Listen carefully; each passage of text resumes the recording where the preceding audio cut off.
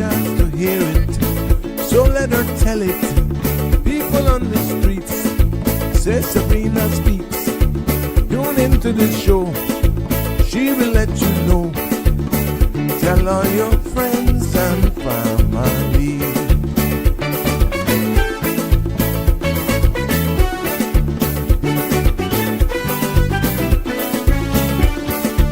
Real talk is no joke.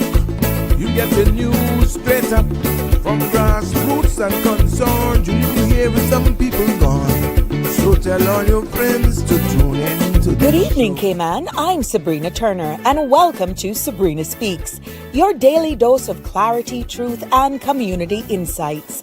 Every weekday from 5 to 6:30 p.m., we're tackling the issues that affect you, from national headlines to grassroots concerns. Whether you're in traffic or winding down your day, this is your chance to hear it straight and speak your truth. So buckle up, Cayman. We're not holding back.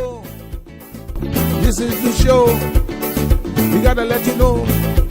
Now we got to go.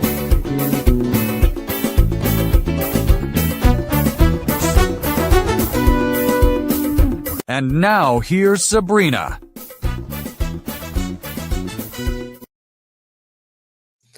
Good evening, everyone. Welcome, one and all, to our friends and family all over the world, near and far. How are you? It's good to be back here with you in this virtual space for another episode of Sabrina Speaks, Voices of the Islands, conversations for the world. Yes, and the podcast where voices rise, stories unfold, and inspiration takes center stage. Hope y'all have had a good weekend and you're excited about this new week, despite everything that's going on. But yeah, I see you, Marshall. How are you? I hope you had a good weekend as you all take your time and come to the front of the class. No late passes today will be given. But yes, it's good to be back with you all here for another episode of Sabrina Speaks. You know, I'm living the moment, pretty much in reminiscent, because yesterday, even though here in the Cayman Islands we celebrate it for the entire month, you know, officially yesterday was International Women's Day, and you know, I was just sitting back here watching the energy and seeing everything that was shared yesterday. It was something different, to be honest with you.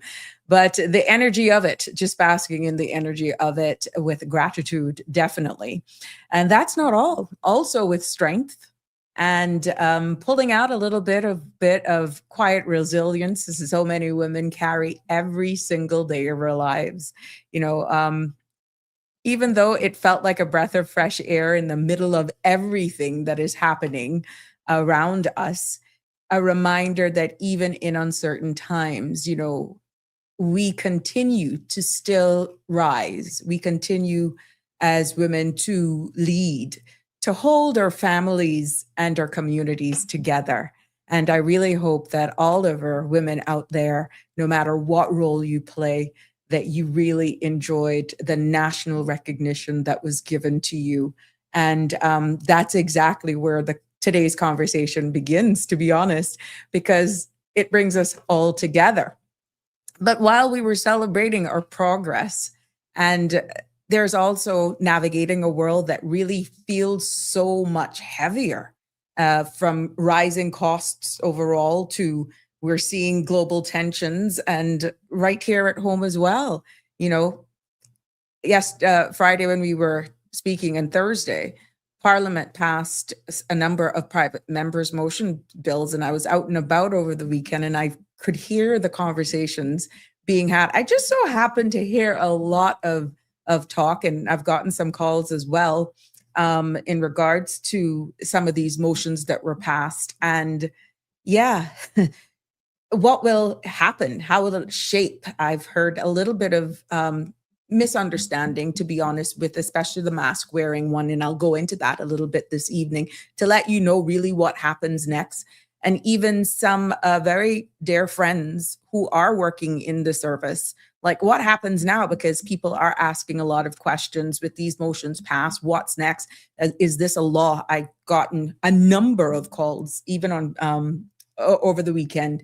Where are we now in mixing up the immigration transition? Some of that with even some of these motions, and so it's a little bit confusing to some who isn't following it. They only hear snippets of the live broadcasts. And I'm so happy that I'm versed, that I can really just calm people down a little bit when I do get those calls.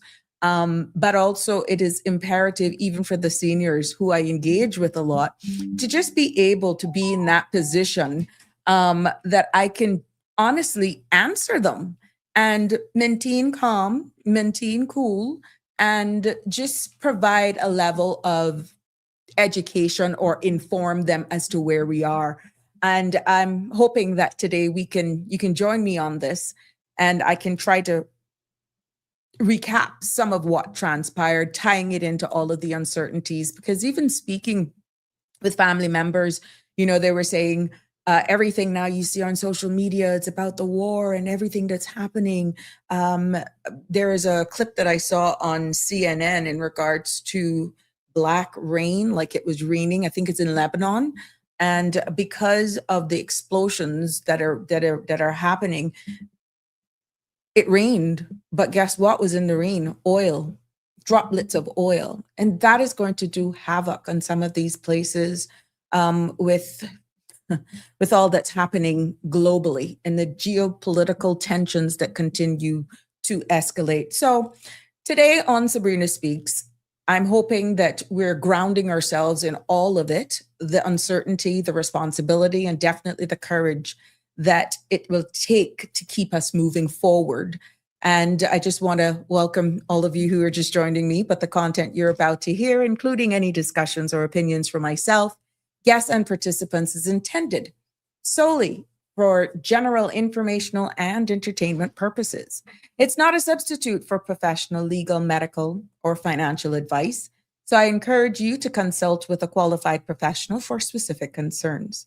Bridge Media Limited and all its affiliates disclaims all liability for any decisions or actions taken in reliance on the information presented. 345-936-8255 is the number to call to join in on the conversation this evening. And you're always free to comment on whatever social media platform you're streaming us live from, or you can send me a private WhatsApp as well. And I will do my best to definitely address your questions or actually include it into the conversation. Let's take a look at what's making our weather for this evening and into tomorrow, thanks to our Cayman Islands National Weather Service. Now, the synopsis calls for moderate winds with slight to moderate seas are expected across the Cayman Islands area as the ridge of high pressure dominates the weather pattern. Isolated showers are expected from time to time due to a low-level moisture embedded within the threads. In addition, upper level trough will be over the area from tomorrow evening, and radar imagery show a few showers south of the Cayman area moving westward. The forecast for tonight calls for partly cloudy skies with a 30% chance of showers. Temperatures will fall to the mid-70s. Winds will be east to northeast, 10 to 15 knots, and seas will be slight with moderate with wave heights of 2 to 4 feet. The forecast for tomorrow calls for partly cloudy skies with a 30% chance of showers. Temperatures will rise to near mid-upper 80s with a heat index of 93. Winds will be east to northeast, 10 to 15 knots, and seas will be slight to moderate with wave heights of 2 to 4 feet. There will be a low tide this evening at 7:35, a high tide at 4:32 in the morning. Sun will set this evening at 6:32, and sun will rise tomorrow morning at 6:38. Now, the outlook calls for the upper level trough to produce brief instability across the Cayman area Wednesday night into Thursday morning. Thanks to our friends over there at the Cayman Islands National Weather Service, and there you can plan your movement. Let's just take our attention and look into what news is making our headlines today right here at home, coming out of the weekend. Lots going on, and definitely we're in short of news from around the world. Yes. Parliament has passed there are two private members' motions on Thursday aimed at strengthening public safety and protecting young people in the Cayman Islands.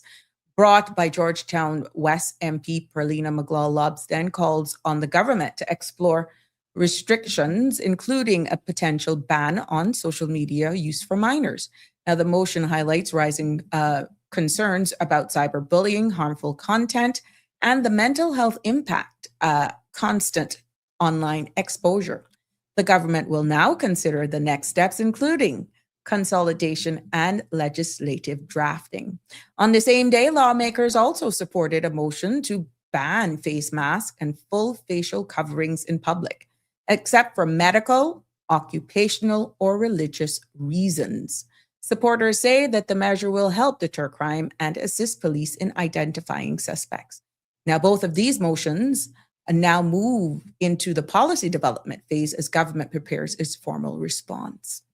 In other news making today's headlines, women now make up 10% of the Cayman Islands regiment, with female soldiers stepping into more leadership roles. Lance Corporal Crystal Eiton says service has boosted confidence, discipline, and teamwork. In the major land donated projects to Cayman Brac biodiversity, the Platts family has donated 3 acres of pristine native forest on Cayman Brac to the National Trust, safeguarding rare species, including mature mastic trees and native orchids.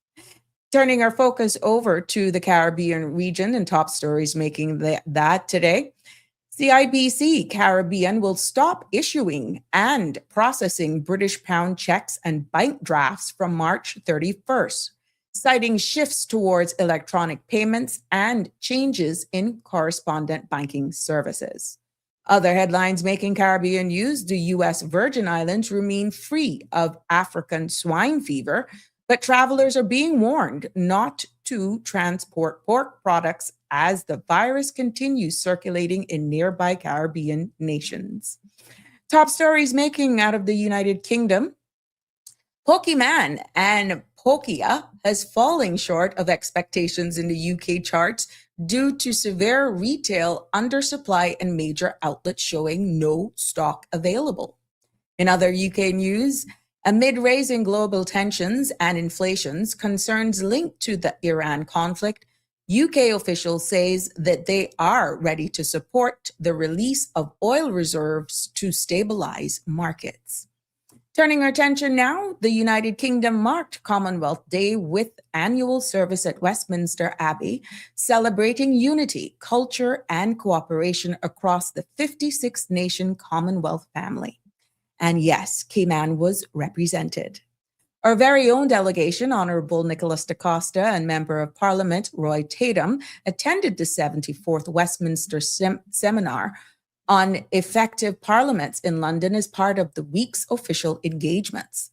Honorable DaCosta shared his reflections on Facebook, saying, "I'm honored to join parliaments from across the Commonwealth at the 74th Westminster Seminar, Effective Parliaments in London."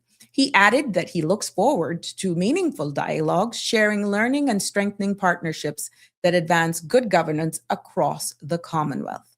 Commonwealth Day continues to highlight the shared values, democratic traditions, and collaborative spirit that connect member nations, including the Cayman Islands. And in some top stories from the international perspective, global markets react to the U.S.-Israel-Iran conflict intensifies. Now, Israel has resumed strikes on Iran. Oil prices are surging, and global markets are reacting sharply as the conflict enters its 10th day. Now, analysts warns the region is preparing for a prolonged confrontation. Also, explosion in the U.S. Embassy in Oslo. An explosion at the U.S. Embassy in Norway is under investigations, with authorities not ruling out terrorism as a possible cause. And before we wrap up today's news segment, I want to shift from policy to public safety and into something that brings our communities together in a different way. Yes, guess what? Registration is now open for the final Deputy Governor's 5K signature event that is supported countless charities and brought thousands of residents to the start line year every year. Yes, a final farewell to the finish line is a chance for all of us to show up for a good cause.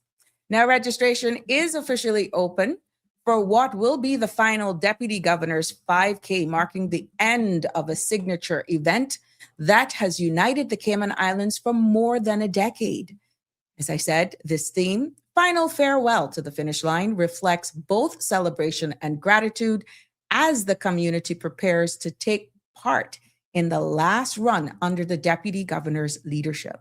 Now, over the years, the DG's 5K has grown from a small wellness initiative into one of the largest charitable events in the country, raising millions for causes ranging from mental health services to youth development and emergency response. Organizers say they're expecting a record turnout as residents, families, schools, and corporate teams come together one more time to support a cause bigger than themselves. Now, the event has long been praised for its ability to bring people from every district and every walk of life to same starting line, promoting health, unity, and community spirit. So, yes, participants are encouraged, though, to register early as spaces typically fill quickly, especially with this being the final edition of the race. Now, there you have it. Who's going to go? Marshall, are you going to go? Connie Bonnie, will you be there? Let's see. Yes, the final lap. Welcome, welcome, one and all. It's good to have you here with us. I want to say happy birthday to everyone who's celebrating a birthday, and our sincere condolences as well go to those who are mourning the loss of a loved one. From all of us here and Sabrina Speaks, we just like to keep it real because life really, we're all connected some way, somehow. It is good to see you, Marshall. Yes, your weekend was good. I hope same true for you. I've been working. I've been burning the candle from both ends. Someone tell you about it. Busy, busy, busy, Marshall. Happy Monday to you too as well. Aliana is in the house. How you doing? How was your weekend? Aliana, you go do the walk or you go run? Which one? You go sign up for the DG? For the final one? Wonder who's going to find out. Who's going to sign up? Yeah, I'll be on the sidelines cheering all of you on. For those of you just tuning in, it's a pleasure to be here. Yes, we're talking about the uncertainty that we're living in here. And, by all means, at any time, the phone lines are open. Even though as a content creator, I have to provide you with content. But I also take steer and guidance based on your feedback. And if there's something that's really bugging you or plaguing you, by all means, feel free to mention it here. Join in, give us a call, WhatsApp, and we'll definitely do our best to unpack it and include it into the discussion. That's what this space is for. So it is not just structured. You may see me have flyers out and start off on a notion of what we want to cover. But a lot of it is based on what people have called me on, what conversations I have heard, and all of that sort of stuff. So by all means, I have to show up. I have to have content. And you are all invited to call in. Even if it comes off a little bit off topic, that's fine. We will entertain you here. I just don't want you to think that, because she's speaking about A, we can only call in about that. But if it is a part where we're learning together, we ask your discretion during that time, and always to remain respectful of each one's opinions because they all matter. And most importantly, this is your space. Just remember that. But the phone lines are wide open. 345-936-8255 is the number to either WhatsApp or call in. Aliano, I can't in HSA. Oh, really? Oh, speedy recovery, Aliano. You're an inpatient there. Oh, and you have tuned in. Thank you so much. We will heal with you and send you lots of love out there and well wishes from all of us, Aliano. I hope you get better soon and all works out for you. Yes, but thank you still for joining us, even on your hospital bed. as you aid recovery in your recovery. There we go. We got to send you lots of loves. Just show Aliano all the love. Let's see all those hearts going up and those emojis to Aliano, who is recovering. Thank you for tuning in. Jimbo's in the house. Say hello, Sabrina, Connie, and all who are watching and listening. It's spring cleaning time and I'm purging. Oh, really? I started doing a little bit of that as well as I took down. Well, I did it when I took down all of the Christmas decorations, that sort of stuff. And then I found some stuff for Easter. So I gave it a little bit, and pretty much from the first weekend of this month, no, last weekend of last month, I actually put up my wreaths with my Easter eggs and that sort of stuff. I'm just one of those persons. You would swear I got a whole heap of little children around me, but I get bored very easily. And I must say, I enjoy seasons. I enjoy decorating for the seasons. So yes, I like to put out the summer cushions. Over the years, you have these stuff, and if you keep them well and you put them in your containers or you put them away nice, I think Connie will understand what I'm talking about here. You can have these things for years, and you can actually over time really just change your space for the season. Like for the month of February, I had a runner with red hearts on it that I just placed on the table. And then I made sure that I looked for little kitchen towels that from time to time had nice little lovey-dovey messages on them, just to get you in the mood. And then, oh yeah, did I say that? Ooh. Anyhow, yeah, to get you in the mood, in the love mood. And then now we're in March, heading into Easter. Some stuff that looks like Easter eggs, a lot of the pinks, the greens, and I got a few towels that has the pink Easter bunnies and stuff. Yeah, I'm one of those. I don't know what you call that, Jimbo. So poor me, I'm always cleaning because I'm always setting for the other stage. Yeah, so it keeps me going and keeps me occupied. Jim keeps me out of trouble. That's what it does. Keeps me out of trouble. Barbara G, good evening. How are you? Welcome. Aliano says, I hope so. The experience being good. The food needs some more Cayman. Oh, the hospital food. Oh my gosh. Yeah, but maybe that's based on your diet. I do know that some facilities do rave about their food. Unfortunately, if you're at HSA, they have not done very well, or people don't really like their food.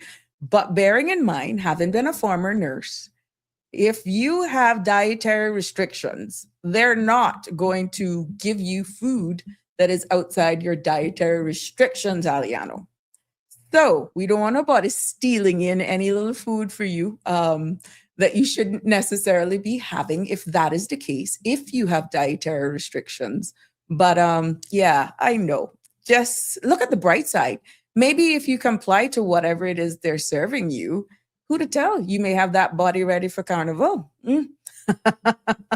Get that foot heel and you're ready. You lost some weight and you're ready for carnival. Who to tell? Aliana, look at the bright side. But I'm really honestly hoping that you will recover soon and you get out there and making sure that nobody gives you anything that you're not supposed to have while you're in there, just in case you have dietary restrictions. Yes. But yeah, just looking at, let's take our attention over. I was speaking to my cousin over the weekend, and it really struck a chord with me when you could hear the frustration in her voice when she says, the algorithms and everything that is happening around the world. And then I'm hearing more and more persons are getting a little on edge. They are a bit nervous with what's happening globally. We have had talks here on all the social media platforms and every news station you can hear locally and every TV that you put on. The talk is exactly what's happening around the world with war, with the cost of oil prices going up, how that could impact our goods that we get on the shelves, to shipping lanes that are being now actually what you would say blocked because of geopolitical tensions.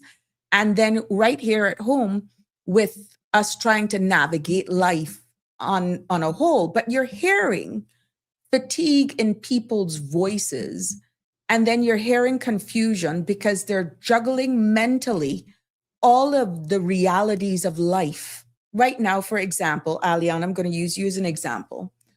You're actually recovering, but I'm quite sure on the top of your mind, you're also worried. How is what's happening with cost of gas, cost of goods on the store, you being out from work, medical bills? We're seeing where there's some legislation is actually changed where now, your member of parliament is the deciding factor with whether or not you can get indigent insurance. Not saying that that was not a requirement that was needed a long time ago. But what I'm saying, a lot of things are actually circling in people's minds, and there is some sort of worry. Jim, I agree with you when you said sometimes you need to take a break from the TV, sometimes you need to take a break from the news. But I really don't think it is that easy to do, even if you want to, because we're seeing what's happening locally. We're seeing and we're hearing what is a reality of whether or not there could be other tensions still brewing within our Caribbean. We're hearing where Venezuela themselves are getting a bit upset and tired, quote, of the demands of the President of the United States. And we can see what appears. If you don't follow my rules, I will blow you up. I will do what I have to do. That type of mentality that's happening in the geopolitical space. So to say that we are in any way sheltered from what's happening, we are totally mistaken. This is not to bring any fear or concern, or to fearmonger it. But it's a reality. We are grappling right now with immigration reform that has had to be pushed back. People are saying we want to know whether or not we need to see the regulations. We saw another amendment again. People are actually getting confused and they're questioning, have we really done what we have been asking for, or has the floodgates been open? And then you have those who are questioning, is this law now in effect? Let me just make it clear how it works. When a motion like what just passed on the floor of Parliament, the one on the medical indigent, the ones about the importation of recycling material for duty-free that was tabled or brought forward by the member for Georgetown Central, including the mask wearing, including the banning of social media for children under 16. When motions of any, be it but private members' motion or from the government, is debated and supported, therefore passed on the floor of Parliament, those only set the stage for government now to either amend a law, if it is an amendment, or to start drafting the law that will actually give or head in the direction that the motion intended to set out. If there are no laws, then what that motion does, it starts the process. It doesn't mean that right now, if you're seen in the grocery store, if you're immunocompromised and you have to wear a mask, that, you're breaking the law. There is no law yet for that. This is just discussion. This is opening the door to evoke conversation, to at some point in time, the public will weigh in on these laws. So if you're aggrieved that your freedoms are taken away from you, let me take the mask wearing one, is because there's a broader problem where national security is concerned, and you're mistaking that to mean that if you have a flu, but you still have to go to the supermarket, or if you have a low immune system, or you just want to protect yourself from the germs that are out there, an N95 mask is not what they're trying to ban. You're not going to necessarily have to walk around with some license to say, well, I can use this if it is just discreet over your nose and mouth, similar to what we were wearing for COVID. This particular motion, for full clarity, was for those persons who use a t-shirt and all you can see is their eyes, and they're not either on a work site. It's not a burqa for religious reasons.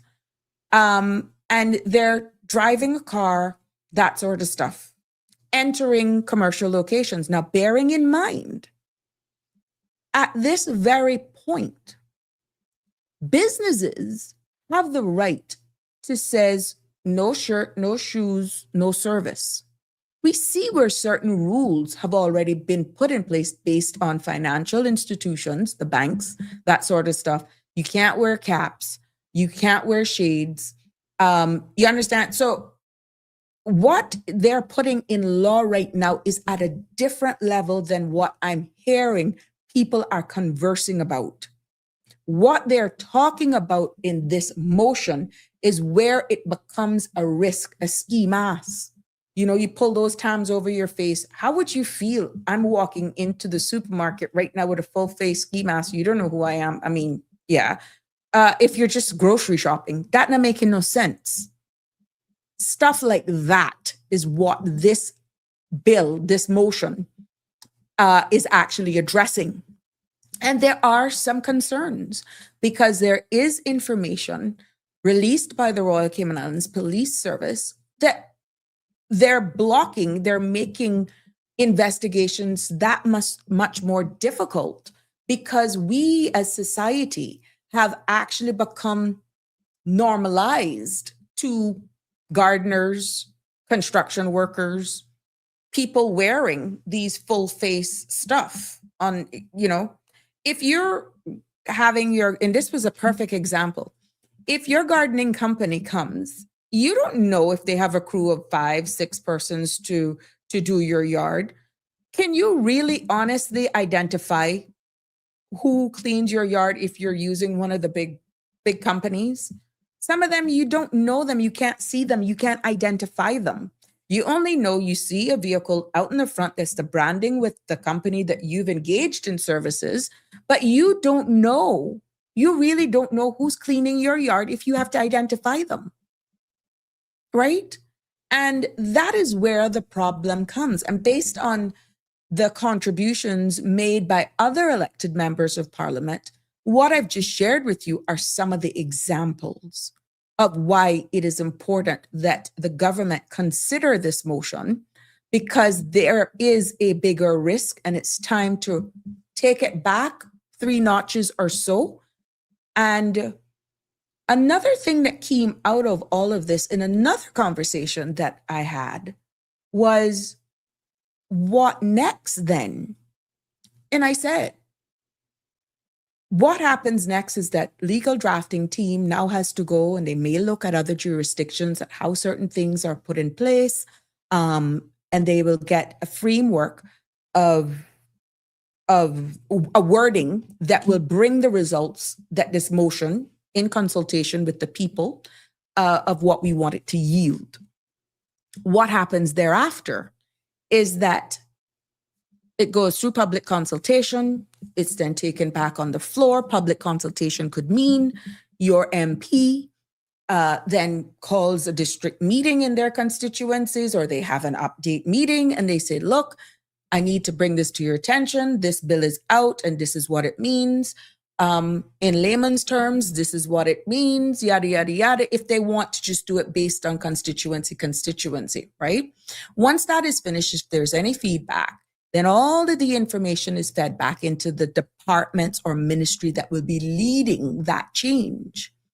It's only thereafter that that is taken into consideration. If there are amendments to the substantive drafting law that has to be done, they may or may not be included. Then it's taken back to caucus, it be ventilated, there's presentations that is happening. And then if it meets their satisfaction, then it's then forwarded then to the cabinet for a final decision. And then after it's in cabinet, then, at some point it'll do the process and make it to the floor of parliament to debate. It is only after that, if it is supported, then that it goes to the floor of parliament, on the floor of parliament to be debated, and then it becomes law. And what happens then is that, remember, there's a commencement order and all of that. So it all depends on how fast this all happens that will determine when the start date is. I'm having some buffering issues, so just please bear with me. I'm seeing where it's buffering. So if you are, it's beyond my control, okay? We've been having some internet issues all day, all weekend.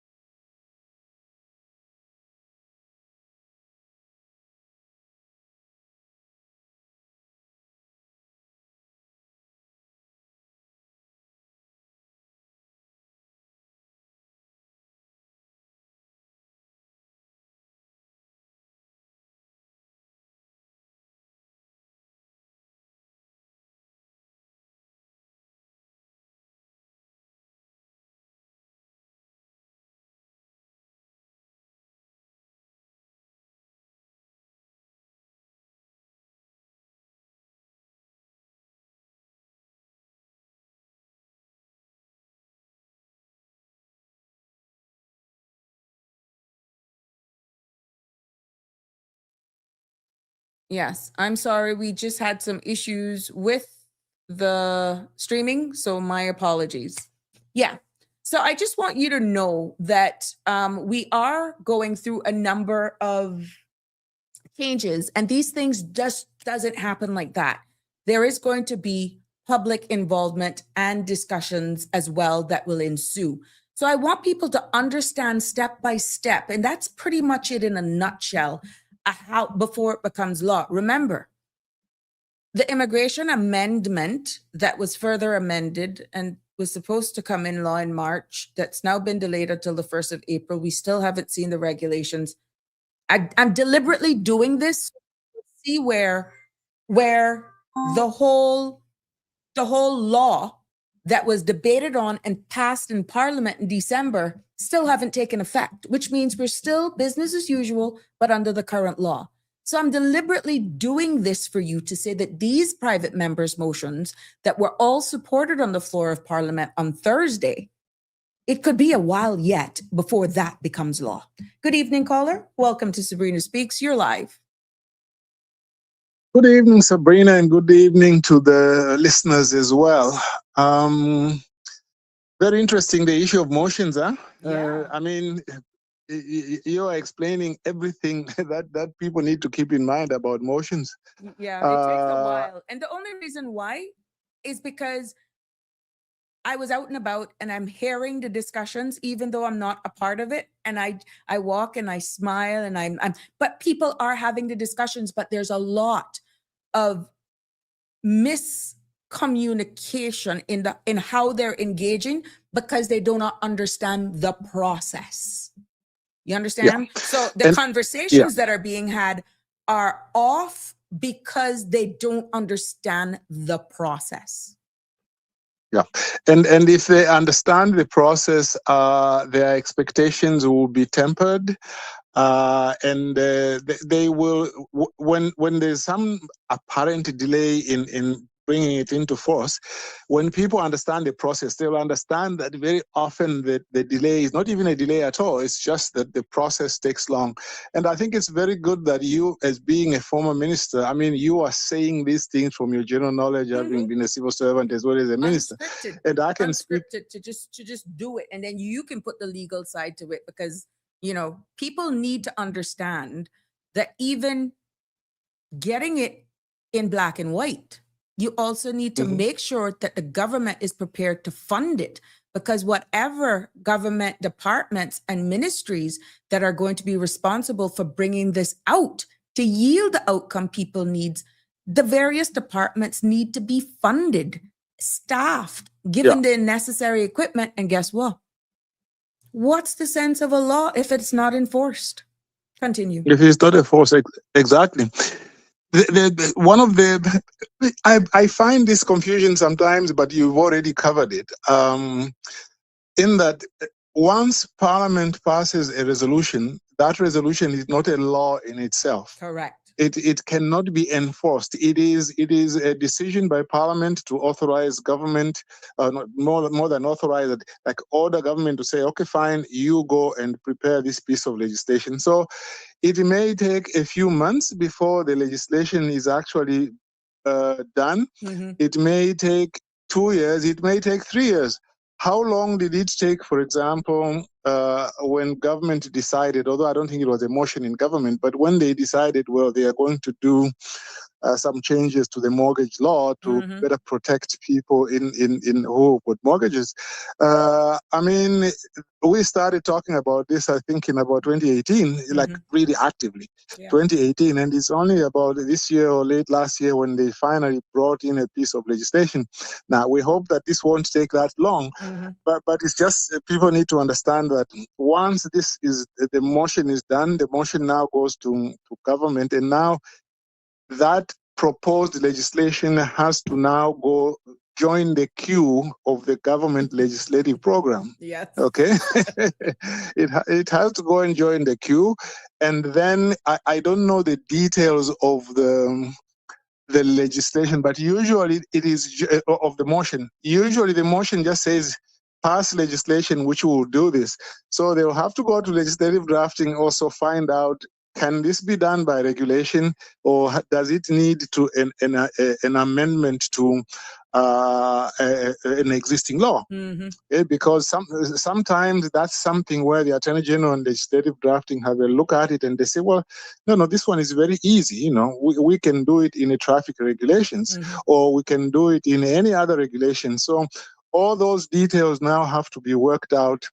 And eventually it will be done. I remember when I was working on the traffic law, and it was, I think that time was it? No.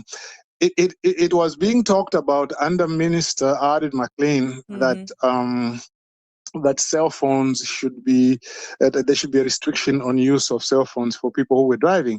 Now, the traffic law that he piloted through the House, by that time we were not ready to include that. Right. He dealt with other things, but when Minister Julie came in, then we dealt with that.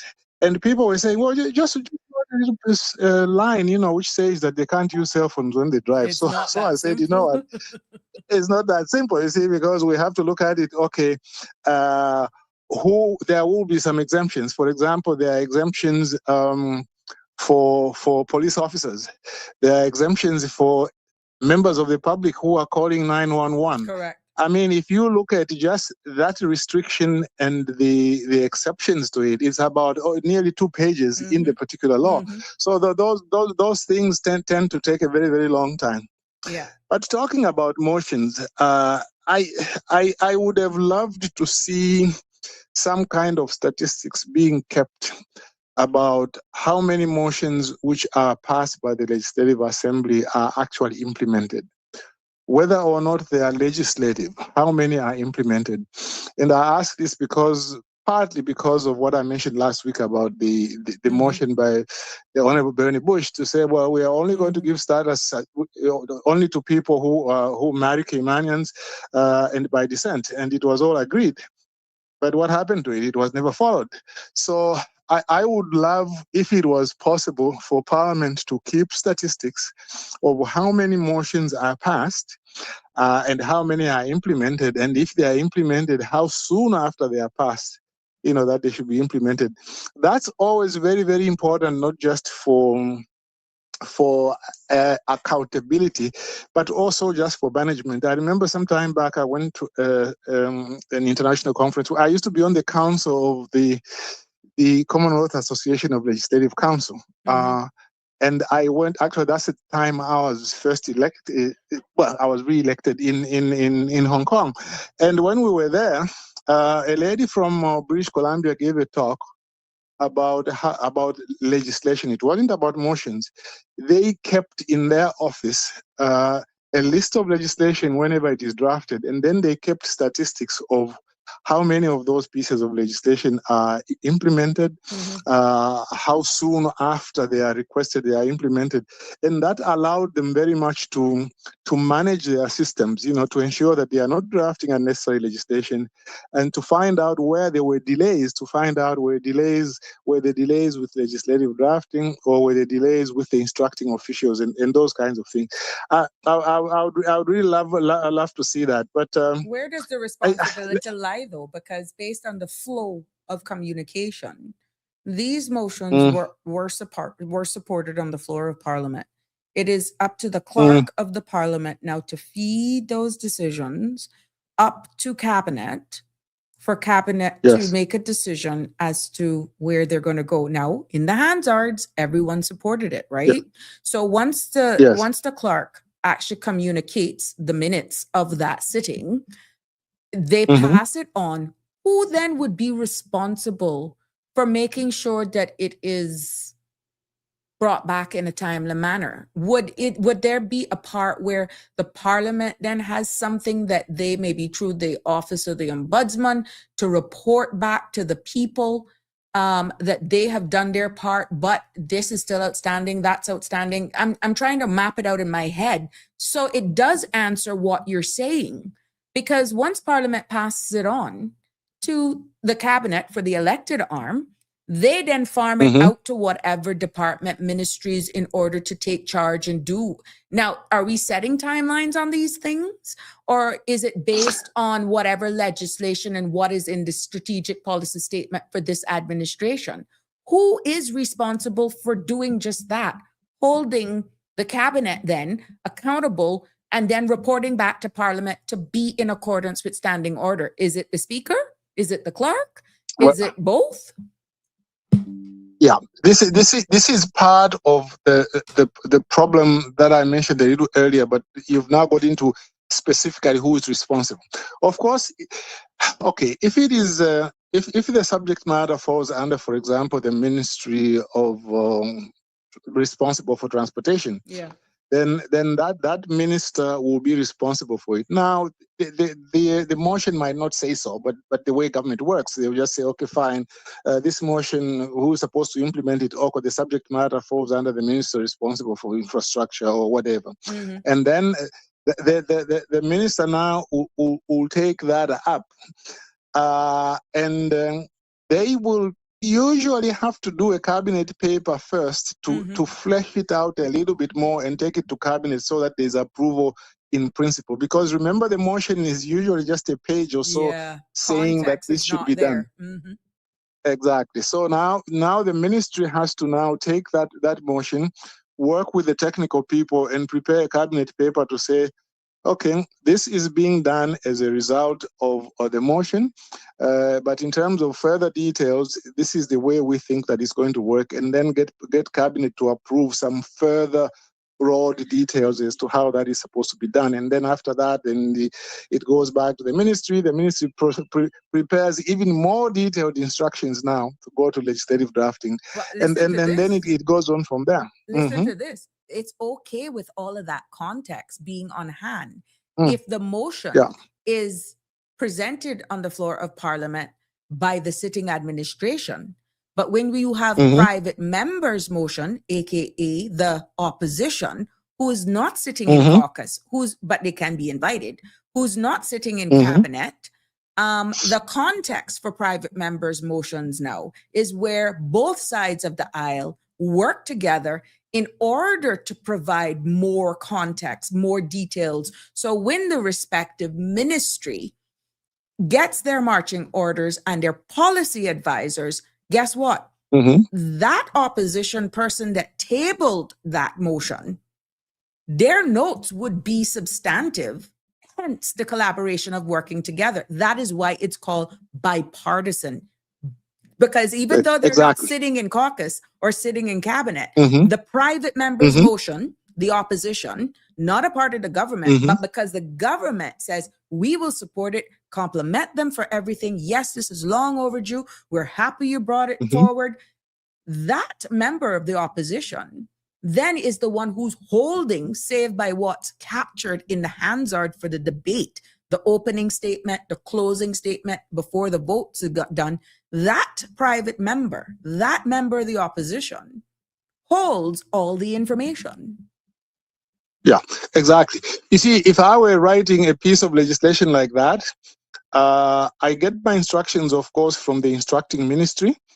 But once the papers that come to me show me that this comes out of a motion of an opposition member, Mm-hmm. then I would ask the government to say, well, can we have consultation with the opposition member so that we can see what they had in mind? Now, we have to be very careful in doing that. We have to ensure that the minister concerned has authorized that consultation.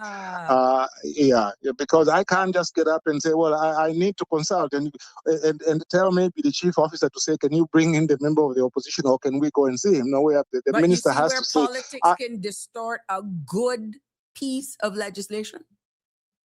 Yeah. So it's because you see, remember that the government is the government, and they can be very sensitive sometimes Exactly. to it appearing as if you are giving precedence to the opposition. They got elected for a reason, and that's a statement that they are the ones who should be in charge. They can consult. And it's good that they consult.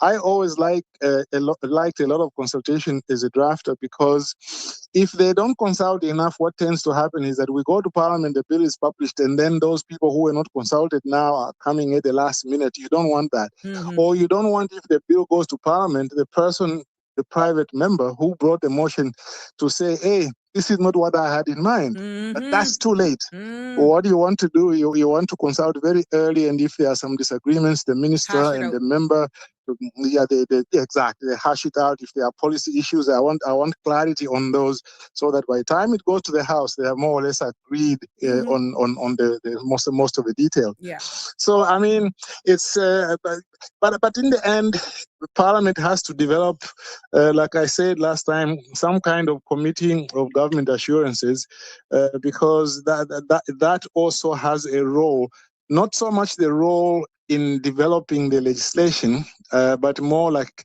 a role of trying to ensure that it is done, and to keep records of if there are problems with implementing it. They can look at it.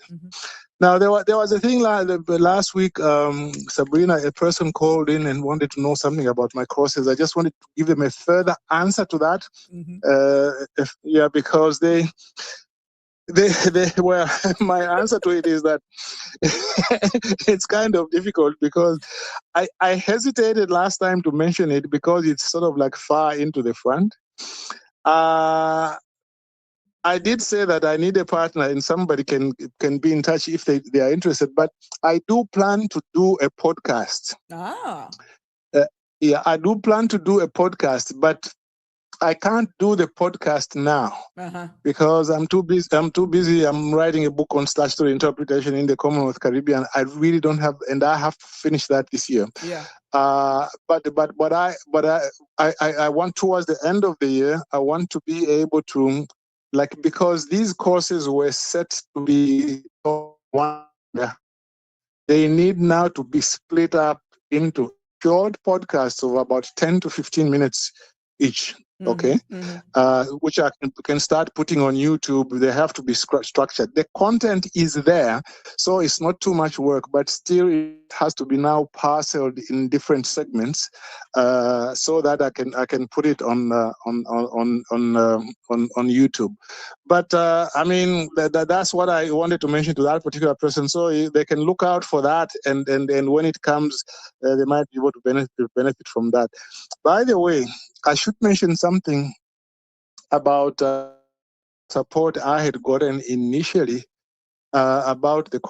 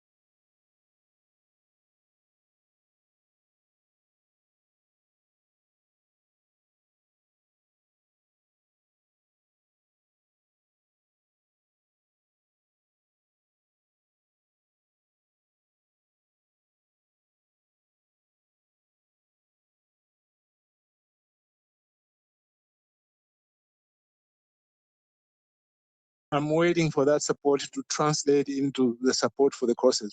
But I just thought I should say that on the side. All But right. talking about the politics, the more national issues. This issue about the immigration matters and how it ties into all these motions, I think is very, very important. I think government, in my view, government, when they do the regulations, they should try to not just do the regulations, but try to give people a projection of what they are trying to achieve. At the moment, they are doing a lot of things. It's a lot of work, but I think people need to know exactly what they are trying to achieve and how they plan to achieve that. From my you will hear more about with your contacts in the government and outside and so on. You will hear more than I hear. Really? But what I'm No. I suspect so. No. I do my Okay. research just like everybody else. No. Well, yeah. Well, you see, what I was thinking is that because sometimes if you go to the supermarket, sometimes you can hear people, right? Sometimes you just hear that what they kind are of contact. Yeah, I get more in the supermarkets when I do decide to leave the confines of my home than I do otherwise. But yeah, and those are the best one because you know what? They're on the ground. They're using the systems. They're seeing where they're the best information, the best intel you can get are those on the ground. Speak to the mom and pops. Speak of those who are in the trenches. And then you will see. Sometimes when you're sitting there in the high tower, you're only seeing it on paper. But the real life scenario works out every day when you speak to those who are front facing out there. And hence, a lot of the reasons why some things are delayed or pushed back is because guess what? When it's put in motion and you see the impacts, that's when you're like, hold on. We didn't see it from that perspective because you were only seeing it through the lens of whatever stakeholders are. But are you really seeing it in its totality of the common man, the common bystander, the really micro business who is out here dealing with all of these laws? Because that's one thing.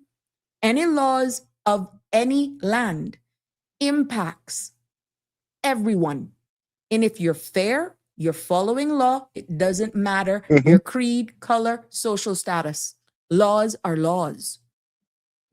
Some people may just say, it all depends on who you are, yada, yada, yada. But what I'm saying is, they're speaking in all fairness.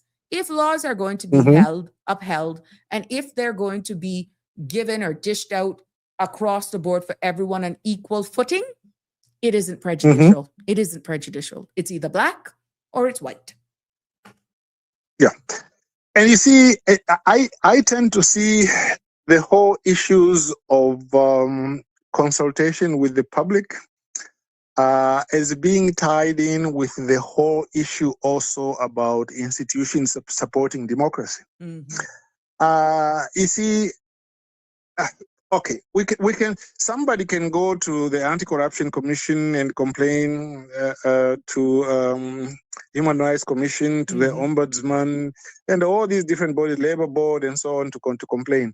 But you are going to complain after the harm has been done.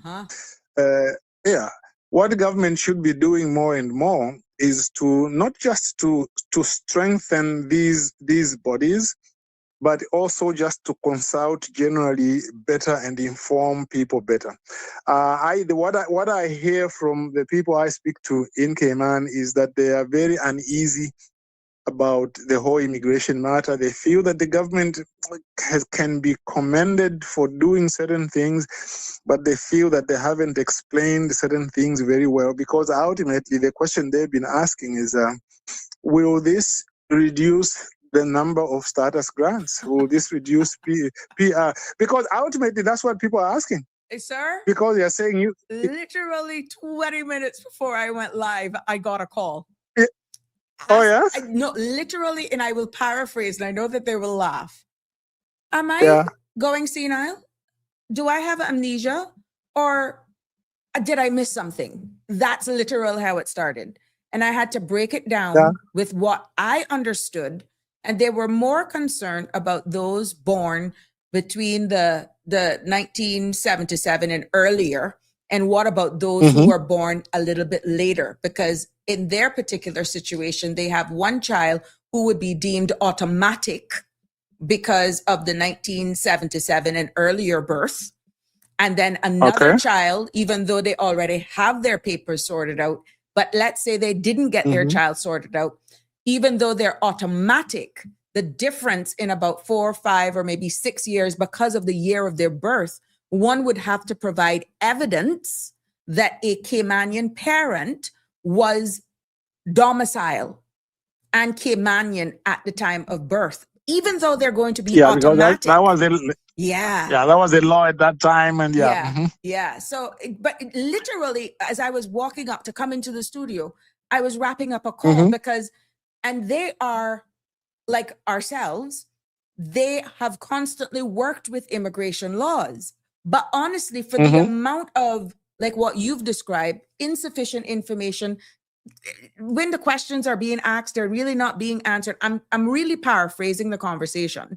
They're like, I don't think this is giving us what we want. And I know people may think that I'm saying certain things because, I'm looking for content. No, this is hardcore, true conversations that are being had by the generational Caymanians. And the question was, but Sabrina, or the statement, that's not giving us what we wanted. No, in my view, I mean, I made that view very, very, very clear from the very beginning. They haven't given what the people want. What have the people been talking about, Sabrina, in the all the months leading up to the election? They were talking about, let me use some of the terms which I've heard on radio, that what is happening in Cayman is erasure, meaning that the local people, their culture and their people are being erased. Others are talking about, being, another term I've heard is strangers in our own land. How can this be changed, and so on? So basically, what people are looking to is that figure, the one which says how many people are Caymanians as of right, the percentage of the population, which is... There are different figures. I mean, it used to be like about 28%, but I think now it's probably down to about 20%. If you exclude 17. status holders. I'm hearing 17 if you exclude status holders. It can be that low, because even when you walk around in Caymanian society, even the last time I was in Cayman, that's more where it is. So what is the government saying? The aim that people want is to try and, first of all, arrest that figure and try to bring it up a little bit. Okay? Now, I know it can never go up to 70 or 80%, but you can start working on it. this cannot be a 10 or 20-year exercise. It could even be a 50-year exercise before you can bring it back to maybe somewhere around 60%. But it can be done. You're quite right. If you But wanted to, it's the timing. yeah. It's the timing. And in doing that, bringing it back up to 50, 60%, we got to admit now that will still be hybrids, so to speak. Yes. Yes. But I think if you are going to have hybrids, that's fine, because that's part of the natural evolution of the society. Yes. Okay. What is happening now, the problem is that the majority of the people are not even hybrids, are people who just came from where they came, and they came into Cayman, and now they are the majority. You are not even talking about their children. You are talking about they themselves who came and are on work permit. Have they addressed that issue? They haven't addressed it. Let me tell you, Sabrina, if you want to work on things like that, what they do, for example, in Quebec, I don't even know how well it works. They have even things where, they try to bring up the birth rate. And how they do that, they include trying to make things cheaper, like kids' clothes, kids' foods, and so on. I went to Bulgaria many, many years ago, about 1980, 82. This is when they were still under the Iron Curtain. And because Bulgaria is such a small country, they were feeling that in Europe, there were those other countries like Germany and the other ones which were very populous. But because Bulgaria was a small country, they felt that they needed to bring up their birth rate. And what they tried to do, they worked through the tax allowances for children, free babysitting, just making everything that makes it expensive to bring up a child. They made sure that the state provided a lot of good allowances. And that's what they try to do now. It's very difficult once people decide as a matter of lifestyle that they do not want 2 or 3 kids, they want one or none. Okay, that's much. Yeah, correct. Oh, they don't want any. That's a much more difficult issue to deal with, because it's a question of attitude. But I do believe that somewhere around maybe 50% of the people, if you made it easier for them to get those things I'm talking about, so some of them might decide to have maybe 1 or 2 kids. So that, you see, if Cayman wants to work towards reducing or increasing the proportion of Caymanian people and hybrid people, they have to have a very broad approach. It's not just about immigration and status and all that. It is a much broader issue.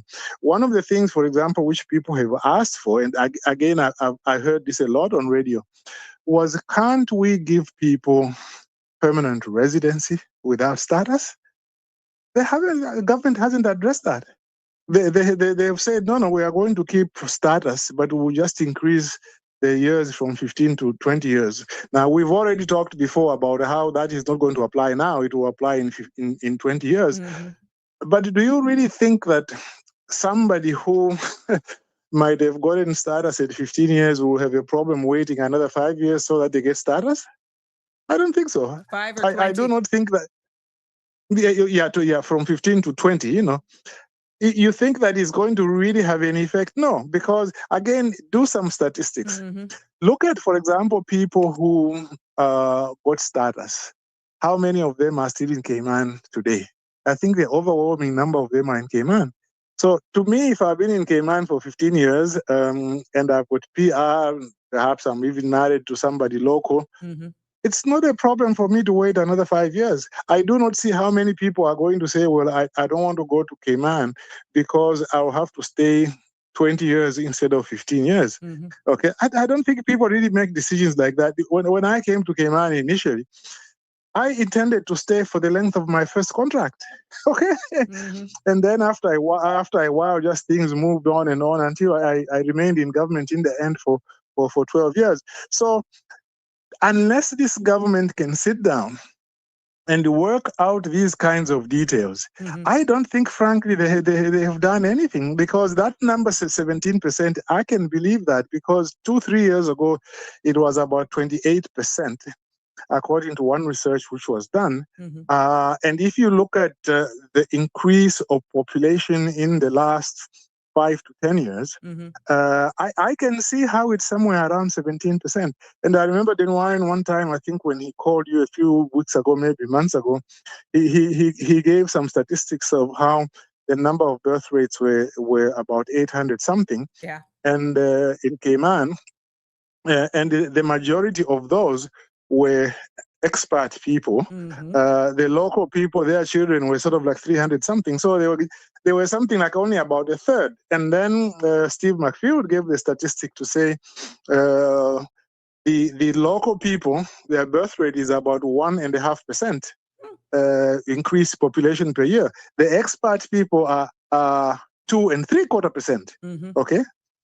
So, I mean, if that's the case, that is you are assured that 17% will keep going down until maybe in 10, 15 years, it will be down maybe to 5 or 4%. I mean, this is like, to me, this is like looking at, I don't know, a jar of water, and you are siphoning water and the water is going down, but somehow government it doesn't want to address that. I'll tell you what my fear is, Sabrina. My fear is that maybe in private places, the government maybe have admitted that there's nothing they can do about it. But I do not think that it's because they don't want, they can't. It's because they don't want to. Sir, The private sector has told them, it's you can't do funny this. that you said that because I said Yeah. it at least twice. But of course, Okay. sometimes it is missed in transmission because you can't see the forest for the trees, meaning it would be taken that I'm making that statement because I'm not in support of either a minister or the government, which wouldn't make any sense, sir. Sir, that wouldn't make any sense. Make it make sense. But I don't think they are prepared based on how it was campaigned, based on the mandate and the ask of the people to really say, look, we tried. But the more we dug and the more we dug, yes, we will eventually get there. But how you're asking us to do it, it is unrealistic, and we will probably never, ever reach there. Like you rightfully said, maybe in 50 years. But in the same breath, and right now for us to remain sustainable in this term, maintain a certain quality of life, still being very vigilant of what's happening politically and geopolitically, being cognizant of natural disasters and self-made destruction. Hello? We can't even use the word we drop the ball. It is, we need to educate our people that it's just not, I'm going to do it. Get rid of them. No, because you can pretty much ruin, you can cause unrest. You can pretty much, in a bad decision, impact one of your major financial pillars that could have irreparable damage or to come back. And you see, and that is true. But I think at the end of the day, the government, in my view, has just been also too timid. Half of the things, by the way, which can be done to eliminate, particularly the issue relating to job preferences, in my view, that one is just a problem that, in my view, to be frank with you, the Chamber of Commerce controls what the government does. So whenever the Chamber of Commerce tells them, oh, you can't do this, you can't do that, then they can't do it. Because for me, I don't see, for example, how you are endangering. I think they play a significant part because of their reach. But if a cabinet really is in this kumbaya moment and reality that we're going to do this, we got the support, we're going to stand together. Yes, they do have a lot of influence because they have a very large reach. But to make a blanket statement that they control, I don't think so. But they do significantly are listened to. We can agree that they significantly influence what government does to a point where I think, in my view, I think it's too much. Because, look, for example, I don't understand Okay, one of our chats, I've mentioned something relating to the chief. It was the chief fire officer, right? Mm-hmm. Who used to be there, who had only 3 O levels, and yet the job required, I believe, masters in fire science or something. They had Caymanians who had those qualifications. They were not given the job. Uh, did they need legislation for them to appoint a Caymanian? No, they didn't need legislation. No. They just needed to recognize that the person who was from overseas had only 3 O levels. They were not qualified for the job. The Caymanian was qualified academically to take over the job. Mm-hmm. And apart from being academically qualified, they had also the local experience. That should have been enough for them to be given the job. Why were they not given the job like 12 years ago when the other person was recruited? Mm-hmm. You don't need legislation for that. Mm-hmm. Okay? You don't need legislation. You've got certain people, I won't call their names, 2 people, women, happen to be women, both of them, who I think today they could have been judges in the Grand Court. Maybe one of them even Chief Justice or Deputy Chief Justice, although that position doesn't exist. But you can create these positions. Why haven't those people been appointed? It's not because of legislation, although you could use legislation to be able to force issues like that. I mean, look, this other lady who I mentioned last time, who was in the portfolio of legal affairs for 16 years. 16 years as a litigator. You go to the law reports, her name is there. And then she becomes court administrator. And then after being court administrator, then suddenly she is a part-time magistrate, and now I understand she's out of the judiciary. They have now brought her back to give her, I understand, some kind of consultancy job to help set up a certain office. In other words, somebody who could have been a judge, now you are bringing them to do that little bit of work. To me, those impediments are not legal. It is because there's no vision. In other countries, what they would have done, for example, for that lady, they would have said, you are one of the few of our people who have stayed in. They could have even arranged it in such a way that she could become a judge, and then within 4 or 5 years, make her deputy chief justice. And then when Smelly went, they could have made her chief justice. That's the way they do it in other countries. And they don't need legislation to do that. Although you can, if you want, amend the Judicature Act to say that whenever there are applications, Caymanians must be given preference. You can do that. But a lot of the stuff that is done out there, there is no need for legislation. But I just find the attitude and the vision is not there to allow people, Caymanians, to do it. I mean, I can give so many other examples of people who have suffered, not because there is no legislation to protect them. Does that say a lot, too, about those who may be on the employment committee? That the threshold, it's almost like you're nothing in your own country, but you're an asset to another man's. You can't. There's a saying: you're not a king in your own country or a queen in your own country, but you become that in another man's country. I think it's a lot of it's.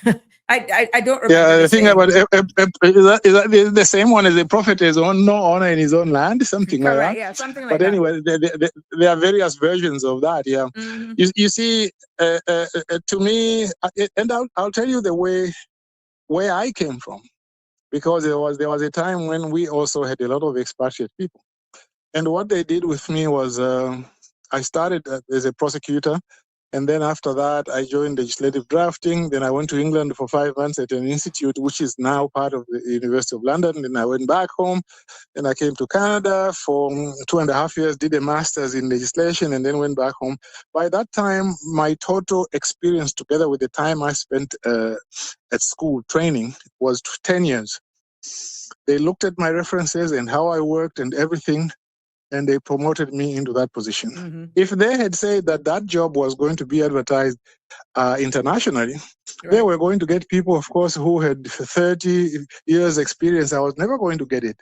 And this is something that people in Cayman have also talked about. They have said, if there's a Caymanian who is a deputy to a certain person, and that person leaves, and if that person works well, and their references are good, they don't have any obvious problems, why can't you promote them? Or you could make them act with a view to promotion. They work for 1 year. At the end of 1 year, you look at the assessments, and then you give them the job. But that particular suggestion was rejected one time in Parliament by the government. It was rejected. I remember Gloria McField Nixon was the one who was acting deputy governor then. And what she said was, well, if we were to do things like that, it would cheapen those people who are getting those jobs. At that point, I said, well, this cause then is lost. What do you mean it cheapens them? In a lot of countries, that's what they do. They promote people, especially when they are local people. That's how you get. I mean, nobody is saying promote a person who is not qualified for the job. Yeah. Okay. Nobody is saying that. But to me, Give them a I don't want to use I it. think bottom line Yeah, is yeah, people yeah. just want to be given a chance. And if the requirements for certain positions is just so far Mhm. afield, but yet in many Mhm. cases our very own are doing the job, then somebody needs to Mhm. give them a chance. When you see all Yeah. of these If degrees you, and that degree, but yet the person is in the role doing the job, why not? Especially your own. yeah. Where are you going to get a chance if you can't get a chance in your In own your own country? I country. mean, you can't go to England today or to America with some limited experience and expect to have a good job. You can't do that because they Correct. are looking after their own people. Correct. In your own country, you can still be given an opportunity, but still standards can be maintained. Mhm. But you see, another thing that some people don't seem to understand in Cayman, some people, not all of them, is that whenever somebody wants to fight you, they will never tell you that we don't want to give you the job because you are a native or because we want to get somebody from the UK. They will give you some silly excuse.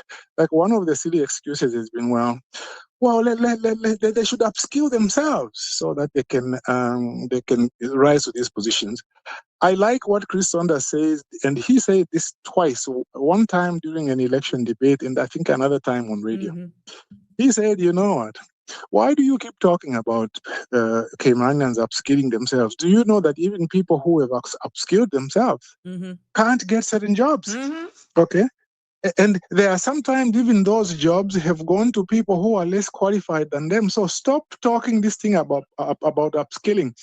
The fundamental problem with Caymanians not getting into certain jobs is not upskilling. It is just discrimination. Maybe there's one odd person out of 10 who needed to be upskilled to qualify. But really, it's only about 1 in 10. The rest of the people are qualified, but they are just being kept out by saying you should upskill themselves. Then sometimes there's an excuse of saying, oh, but you are overqualified for the job. I remember a young lady, there was some years back when Alden was in opposition and they arranged a march from Prospect coming to the city. And I remember watching that lady. She was a Caymanian young lady. Mhm. She said, they interviewed her, as part of the demonstration there. They said, so why are you here marching? She said, you know what? I've got a bachelor's in hospitality and I've got a master's as well. Mhm. I can't even get a job to be a waiter, to be a waitress. I can't. I am ready to do that and to climb up, but I can't get even that. A few months later, there was this YouTube video which was spread on the internet, where there was a lady from Canada. She said, "Oh, you know what? Come to the Cayman Islands. This place is very good for expatriates. I looked for a job as a bartender. I didn't even have experience, but they gave me a work permit. I'm working here now." Mm-mm. Can you imagine? Do you see? So the problem is there are just certain practices which are not being put in place. Look at the regulation 6, I think it is the regulation 6 of the immigration law, immigration regulations. It used to say that when you apply for a work permit, you must have a succession plan Plan. to show, yeah, that you shall provide a succession plan. What happened? The government of the day, they changed that from shall to may. Me. So today is still May. Why doesn't this NCNF, the acronym is so difficult, NCNF, SF government, whatever it is, why don't they change it back to shall? Okay. Why don't they change it Well, back to shall? They who to haven't done tell? that. That may be one of the amendments that is coming to the amended that was to the amendment that was amended and still being amended. Well, that would be, I don't know, maybe it is still coming, but what also disappointed me was that I think they do have an amendment to the Public Service Management Act yeah, to implement this rollover in Yeah. government, I thought they would have done another amendment there, because that's another amendment I think they should do about in section 26 and 41. They need to say that if you are a local person and you qualify for the job, you must be first considered. And if you qualify, they should give you the job rather than give it to an expert. Right now, it doesn't say that. It just says, well, if your qualifications are roughly the same as the foreigner, then they'll consider you. But that doesn't give you any preference. Those are the sorts of changes they need to make, and they haven't made them. This particular one, well, the one about may and shall, maybe they might do it in regulations. But the one about the Public Service Management Act, they haven't done it, but they should have done it in the one that they took to Parliament. So I know they don't want to do it. So do you see? I mean, how are you going to give your own local people preference if you don't do that? So that's why I agree with the general statement that this government has not delivered on what the bottom line is, what people asked for, a real preference in jobs, and to work a long-term system in which they can try to limit the number of people who get status. They can keep giving PR. Okay, they can keep giving because they need to comply with certain international requirements regarding giving people permanence. They can give PR. I remember a very distinguished lady from West Bay. She called out. I won't call her name. She called one time and said, "Isn't there a legal way in which people can get PR but not get status?" That has not been addressed. And another thing that Michael was mentioning, the Honorable Michael Miles, he said, "Well, we have to allow these people who have got a legitimate expectation now to apply." Let me back up a little bit. The change that he was suggesting was forgotten, was one where they grandfathered in people already in Cayman now for the purposes of PR. They grandfathered them in for the purposes of PR so that they can apply at the end of 8 years rather than 9. But then they said, well, what they forgot to do, they forgot to grandfather those same people for the purposes of status. Okay. But why do they have to grandfather them twice? Okay. Yeah, no, you don't. Oh gosh, no. Unless the verbiage was so rigid that there's no way it could be interpreted any. Oh no, but that's a total different section. Yeah. Unless they said after this you can't make any more applications. That's not making much sense.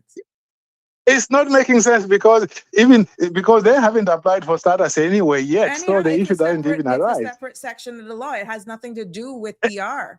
It's a legal exactly. and it's a separate section of the law requirement that meets that. Yeah, because if anything, you could tell them to say, you know what, if we wanted by law, we don't even have to grandfather in you because there's nothing legally which prevents us from refusing to grandfather you for PR. But we'll grandfather you for PR, but not for status. That would have been fair still. But then they said, no, we'll now grandfather you for both, even that which you have not yet applied for. No, that's not making no sense. I'm hoping that was I hope that was a misspoken. No, he didn't misspeak because I heard him when he spoke to OC. I thought that is what I heard. And then when he spoke in Parliament, he said the same thing. So they are grandfathering them in twice. Okay. So to me, you have grandfathered in everybody. So what have you done? Okay, you have grandfathered in everybody. So do you see? That's putting a final deadbolt on the door that we've definitely created a pathway to status even more. But it wasn't because it was already there. Yeah, you've let out the horse and now you are closing it, but you say we are going to close it very tightly. Now, look, I mean, I won't pretend that immigration is going to be very difficult to do even now, but I just feel that the fundamentals have not been dealt with. They haven't done what people wanted to be done, and the price is going to be paid. I don't think Cayman will be recognizable even in 10 years' time. I'm chuckling, I just don't think so. I think you'd find this comical but sad at the same time. Denver says, the grandfather it in twice because they said you have a grandfather and a great-grandfather. I know you would find the humor in it. Denver, Of you do course have it a is. sense of humor. That came out this evening. he should send that to Michael and see if it can, make him think again. It's, I mean, look, nobody wants to be unfair to people who came to Cayman and try to build their life and so on. But I think if you say, well, look, we'll grandfather in some people for the purposes of PR, you can do that. I was speaking to a former MP some time back, and he reminded me that some time back, what they did, instead of providing a wholesale grandfathering in, what they said was, okay, if you've been in Cayman about, I think it was 5 years or so, that then they'll grandfather you in if you've been in Cayman 5 years. But if you were in Cayman less than 5 years, then they say, well, you haven't invested much anyway. We don't have to grandfather you in. But what they have done now is they've grandfathered in everybody. They've just said, so long as you are in government now or you're in Cayman now, your period year one for you is 2026. That's when 1, 2, 3, 4, 5, 6, 7, 8, 9. And I know very well that even when I listened to the deputy governor on Tammy's show, he also said somewhat the same thing. So really, they haven't done much. And I think that's why they are refusing to give any figures, because they should know that even the figures themselves, they can't give you any projection which is likely to be correct. Because only last year, how many statuses did they give? 1,500. Okay, about 400 or so might have been backlog. But you can be sure that from now up to 15 years, there will be about 1,000 to 1,200 grants of status every single year. What does that do for you? It just drowns you down all the way down. What they need to do is just say, look, let us give people PR because that gives them permanence and so on. But status, people have said, status, why don't you limit status? You can give them PR. But why? But those issues are not being answered. Oh, a little question I wanted to mention. What Michael said as well in Parliament was, well, he said, well, this thing about legitimate expectation. That thing, we talked about it for a long time. There is no legitimate expectation that laws will never change. Okay? I've said it, I don't know how many times. Even if you apply today and the new law comes into effect, so long as the law makes it clear, they can even tell you to take back your application and apply under the new law, so long as the law makes it clear. You see, legitimate expectation is a legal concept which applies to other things other than legislation. For example, if you are applying, and there are cases which happened in Cayman. You go to apply, say, for a license, and then they tell you, okay, we've looked at your papers. Now I think there's no problem granting you your license, so we'll send you your papers soon. Then you find they don't give it to you. You can go back, and then let us imagine they raise some issue. Oh no, but you see, we have decided otherwise. You can say, no, I have a legitimate expectation because you promised me. Okay. Now, the way in which sometimes legitimate expectation doesn't work is, for example, they were going to give you the license illegally. Like, say, the statute doesn't actually allow them to give you. Let me give you an example. You are a 20-year-old applying for a liquor license. They tell you they are going to give you a license. And then they didn't realize you were actually 20 years old. And then when they check the papers again, they find actually you are underage. Then they can say, no, we won't give you the license because we made a mistake, because legitimate expectation does not allow us to defy the law. Okay? So, I mean, it's a complicated thing for discussing on radio, but there is nothing. The reason why this grandfathering in had been done is a policy question. The government has chosen to do this level of grandfathering in. There is no legal impediment to them refusing to give this level of grandfathering in. That they are free to do. But what they need to do, they need to tell the people that we are doing this as a policy issue rather than a legal issue. But what they've been doing is they've been pretending as if it's a legal issue when it is not a legal issue. Again, it goes back to explaining to people, to tell them, why they've done certain things. But I really think privately they have given up. Really? They have been told that the economy is going to go down. The economy is not going to go down. There are too many people who still want to come to Cayman, but they have used this thing about scare tactics. Oh, if you do this, Yeah. you see, oh, the economy is going to go. If you do this, it's going to go down. And then some people even say, oh, but you see, if we are too strict, we won't attract the best people. That's nonsense. Half the British people in the Cayman Islands who are working, some of them couldn't get jobs in the UK. What are you talking about? A lot of them came to Cayman because they are desperate. Mhm. Okay, I know somebody who was a hairdresser. After they qualified as a paralegal in the UK, they couldn't quite get a job. They couldn't get articles. So they were running a place doing hair.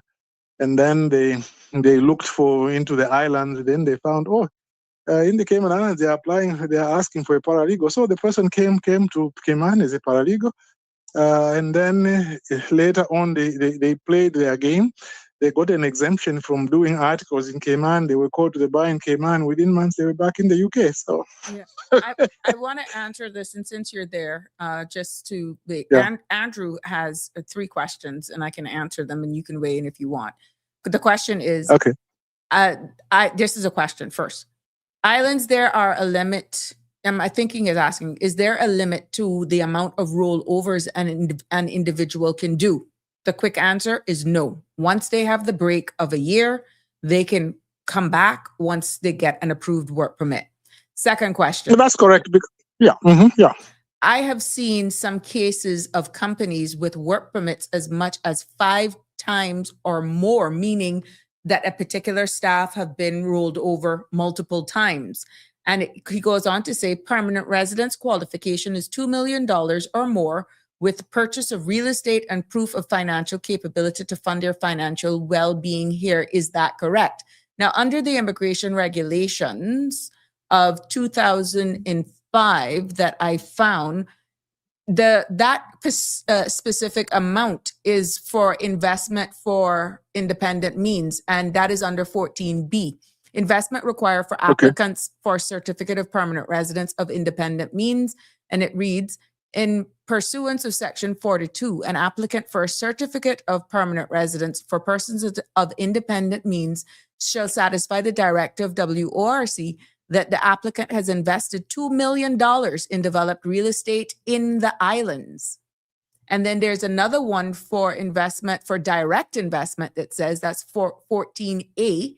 In pursuant to 47, an applicant for a certificate of direct investment shall satisfy the director of work that the applicant process to invest or proposes to invest or has invested a sum of at least $1 million in an employment generating business.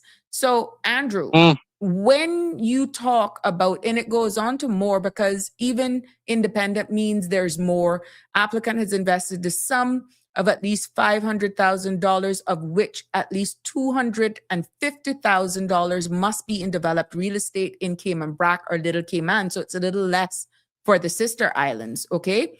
But this is the regulations, Andrew, and this is what people are not seeing with the one that was passed in 2025 that's still not in the public's domain.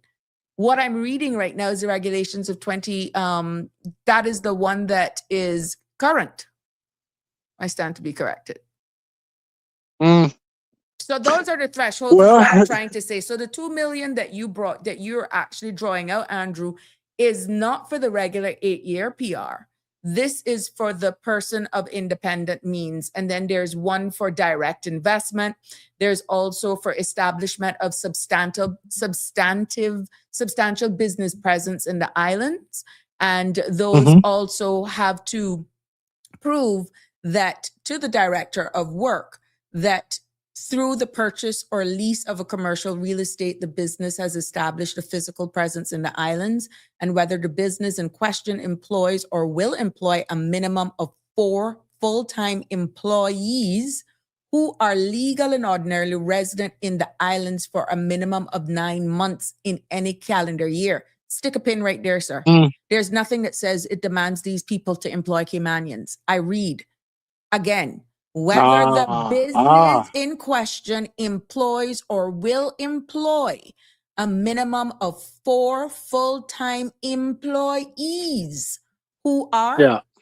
legally and ordinarily resident in the islands for a minimum of 9 months in any calendar year.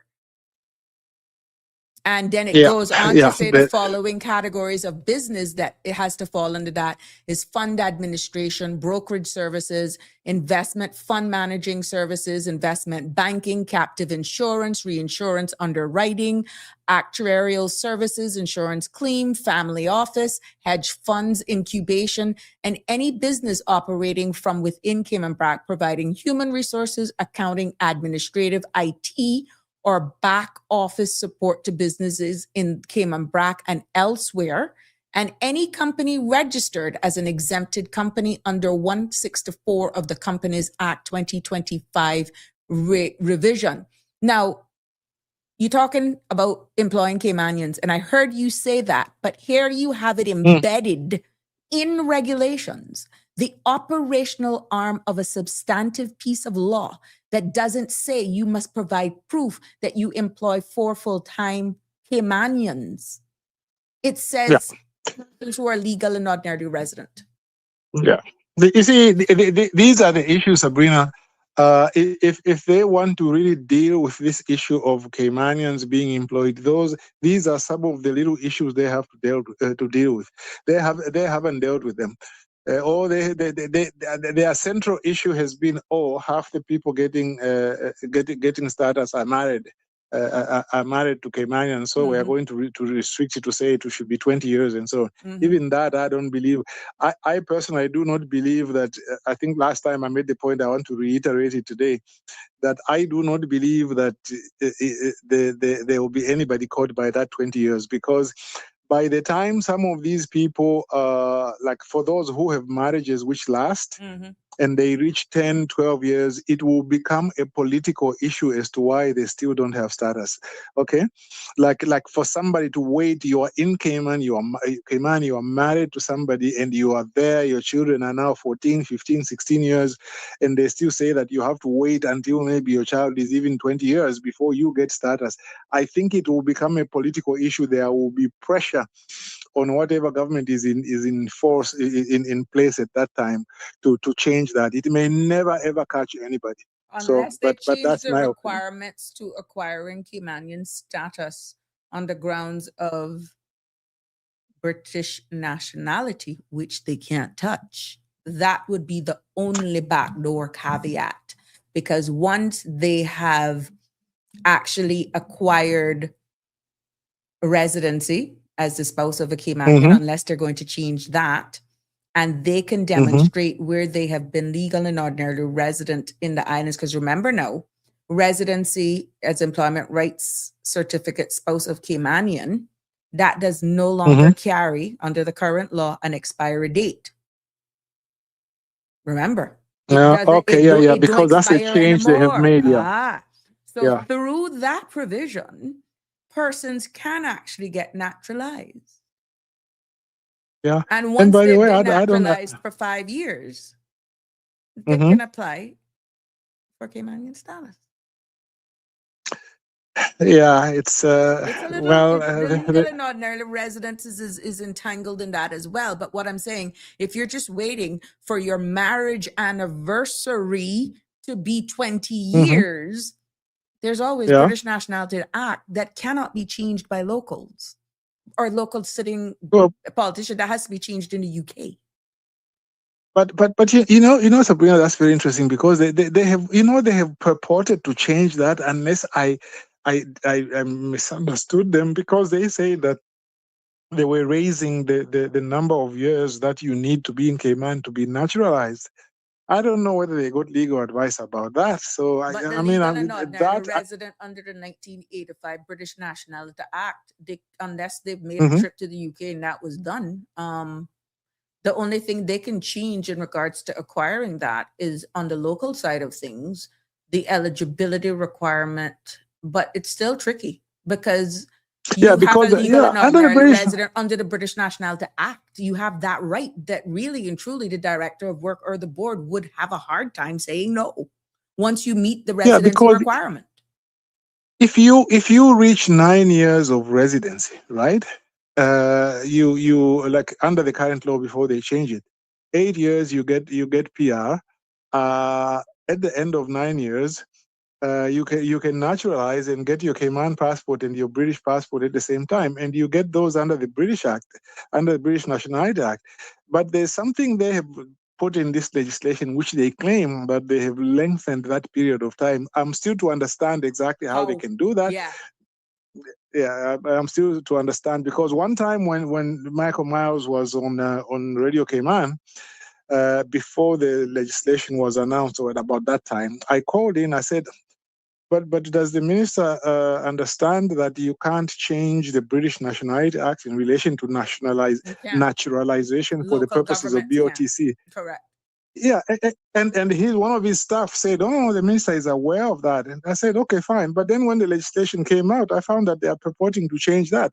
But again, I don't know. Maybe the British Nationality Act was amended Well, we to have to give them wait the and see. discretion to do that. I don't know. It's Yeah, a we have to all wait and it's a see how all that is holding going your to work breath, out. wait and see. And it's good that we can have these conversations, and I'm hoping that we don't lose a lot of the audience, because there's a lot of context that we have here. And what is sad, Yeah. until we all get our civil society up to speed with this level of conversation, it may be some Yeah. rough sessions that we will have on this platform. Yeah. But eventually it will all make sense, because based on questions that are coming in, statements are being made, like what Andrew posed and stuff. That's a learning curve. I can pull it up very Yeah. quickly on current legislation, what is being proposed, which we can't show the regulations of what's being proposed, whether or not that threshold is more or less or whatever. But I can tell you what's Yeah. in play right now. And Yeah. I'm hoping that people will understand this from the context of being more informed, so that the realities of what you're purporting is that they're in a bind where they're like, oh my God, I'm done. We can't do this anymore. But I can't tell the people that, because it will look as though I'm failing. To me, you would get Yeah. more respect if you be honest and we continue to educate our people than Okay. to Yeah. create and inflict pain because you're trying to protect egos. And this is not in isolation of anybody, because right now people have to understand that unless they're holding information from the public, that certain things are done, then that's going to show them in a different light as well, because it's all about transparency at all times, right? So you don't want to leave room for any speculation in the public's domain for something as important as this, is all I would like to say. Yeah, well, I think that's a good point on which to end. At least from my end, I think that there is need for this government to sit down and really explain this to people. They didn't do a very good job explaining last time, and I think that people need to be told exactly what their targets are. Their targets have not been mentioned, and they have not responded. If the question was, have they responded to the people's demands or not? The answer is no, they have not. Let me leave you there, Sabrina. Very nice discussion as well. Always pleasure. Thank you, sir. Okay. Always Okay. good. Bye-bye. Cheers. Bye-bye. Yes. There's a question, Tartarian. Remember now, also, once they get status, they do not have to renounce their homeland citizenship. So does Caymanian status really mean anything? What does Caymanian status mean to an expat? And questions. Okay. It's totally freedom of immigration control. The amount of freedom that they are able to get in regards to their movement, operation of business, the right to vote, that's priceless in some countries. So and no, they don't have to actually renounce their birthright citizen, which is what was the suggestion of one of our other commenters in another podcast. Is that the way that we're supposed to be going? Can it be done, being that we are a British overseas territory jurisdiction?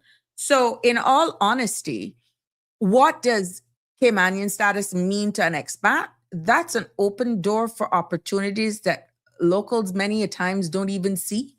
And obviously, many of the opportunities that continue to give from discussions being had comes about only after they get their status. So yeah, that is a golden ticket, Tartarian, even though your question could be out of sarcasm. But, at the end of the day, you're not restricted because you're no longer on work permits to one employer or based on amendments, multiple employers.